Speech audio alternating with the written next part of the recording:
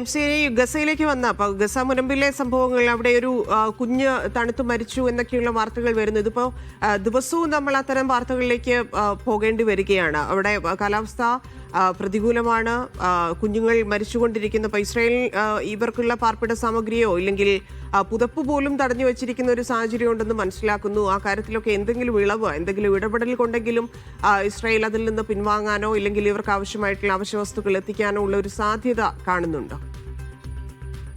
ഇപ്പൊ UN രക്ഷാസമിതിയും അതോടൊപ്പം തന്നെ UN പൊതുസഭയും വളരെ കൃത്യമായിട്ടുള്ള പ്രമേയം പാസാക്കിയതാണ്. ഗസയിലേക്കുള്ള ഈ സഹായ വസ്തുക്കൾ തടയുന്നത് നിലവിലുള്ള സാഹചര്യത്തിൽ ജനതയുടെ ദുരിതം വലിയ തോതിൽ തന്നെ അധികരിപ്പിക്കും. കാരണം രൂക്ഷമായിട്ടുള്ള ഒരു പ്രകൃതിക്ഷോഭമാണ് രൂപപ്പെട്ടത്. അതിലൂടെ ഏറ്റവും ചുരുങ്ങിയത് 30,000 ടെന്റുകളെങ്കിലും തകർന്നിട്ടുണ്ട്. ലക്ഷക്കണക്കിന് മനുഷ്യരെയാണ് അത് നേരിട്ട് തന്നെ ബാധിക്കുന്നത്. നേരത്തെ തന്നെ സൂചിപ്പിച്ചതുപോലെ അടിയന്തരമായിട്ട് പുതപ്പുകൾ എത്തിക്കണമെന്ന ഏറ്റവും മിനിമം ആവശ്യം പോലും ഇതുവരെ പൂർത്തീകരിക്കാൻ ഇസ്രായേൽ തയ്യാറായിട്ടില്ല. റഫ അതിർത്തി തുറക്കാനോ സാധന സാമഗ്രികൾ ആ അതിർത്തി മുഖേന എത്തിക്കാനുള്ള ഒരു നീക്കം പോലും നടക്കുന്നില്ല. കുടിവെള്ളം, ഭക്ഷണം, വെള്ളം, മരുന്ന്, മറ്റു ഉപകരണങ്ങൾ എല്ലാ കാര്യത്തിലും ഈ ഒരു നിഷേധ നിലപാട് തന്നെയാണ് ഇസ്രായേൽ തുടരുന്നത്. കാരണം ഈ വെടിനിർത്തൽ കരാറിൽ പറഞ്ഞ ഒരു വ്യവസ്ഥ പോലും പൂർണ്ണമായിട്ട് പാലിക്കാനുള്ള ഒരു താല്പര്യം പോലും ഇസ്രായേൽ നടത്തിയിട്ടില്ല. അതിന് ഇസ്രായേലിനെ പ്രേരിപ്പിക്കാൻ അമേരിക്ക തയ്യാറായിട്ടുമില്ല. അപ്പൊ അത്തരമൊരു സാഹചര്യത്തിലാണ് ഇപ്പോൾ ഈ പ്രതികൂലമായിട്ടുള്ള സാഹചര്യം മൂലം നിരവധി കുട്ടികൾ മരിക്കുന്ന ഒരവസ്ഥ രൂപപ്പെട്ടിരിക്കുന്നത്. ഈ പിന്നിട്ട് 24 മണിക്കൂറിനുള്ളിൽ ഒരു കുഞ്ഞുകൂടി അതിശൈത്യം മൂലം മരണപ്പെട്ടിരിക്കുന്നത്. അപ്പൊ ഈ കൊലക്ക് ഇസ്രായേൽ തന്നെയാണ് ഉത്തരവാദി എന്നാണ് ഇപ്പോൾ അല്പം മുമ്പ് ആംനസ്റ്റി പുറത്തിറക്കിയ റിപ്പോർട്ടിൽ വ്യക്തമാക്കുന്നത്. കാരണം ഇതും വംശഹത്യയുടെ ഭാഗം തന്നെയാണ്.